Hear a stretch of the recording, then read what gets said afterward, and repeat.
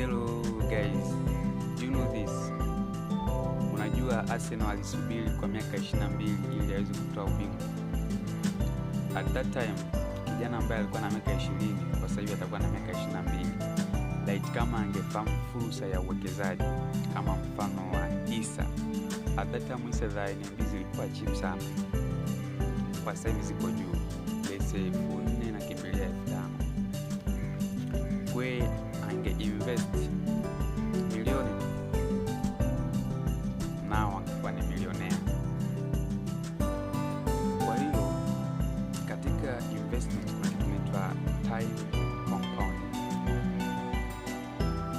Wakati unaanza kuwekeza ukitarget labda 10 years 20 years on long term, lakini kadri muda unavyoenda, matukio yanapotokea, unaona kitu cha kawaida. Kwa kikubwa ni kuanza.